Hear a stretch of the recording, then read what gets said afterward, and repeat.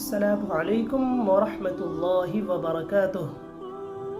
معزز ناظرین، کچھ مسائل لے کر آپ حضرات کی خدمت میں حاضر ہوا ہوں۔ اڑتے ہوئے جانوروں کی بیٹ کا حکم۔ اڑتا ہوا کوئی پرندہ، خواہ معقول اللحم ہو یا غیر معقول اللحم ہو، اگر وہ کپڑے پر بیٹ کرے تو وہ ناپاک نہیں ہے، اسی حالت میں نماز پڑھنا درست ہے۔ اسی طرح ایک دوسرا مسئلہ ہے چمگادڑ کی بیٹ اور اس کے پیشاب کا حکم۔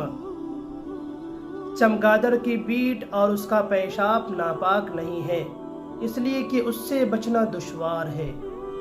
ناپاک خشک زمین پر تر پیر رکھنا۔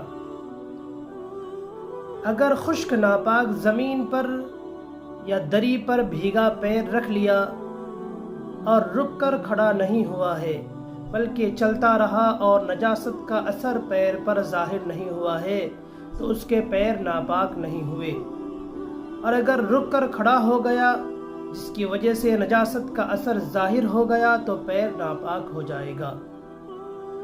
تر زمین پر خشک پیر رکھنا۔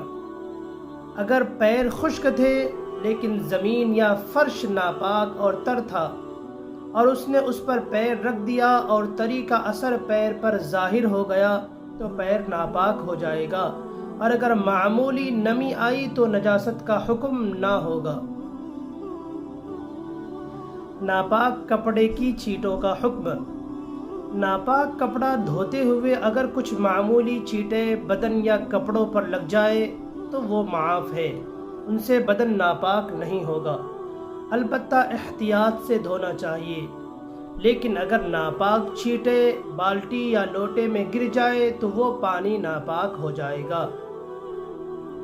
مٹی کا تیل اور پیٹرول ناپاک ہے یا پاک ہے؟ مٹی کا تیل اور پیٹرول جبکہ ان میں کوئی اور نجاست نہ ملی ہو فی نفس ہی پاک ہے، اس سے کپڑا وغیرہ دھونا درست ہے، البتہ اس سے وضو اور غسل کرنا درست نہیں۔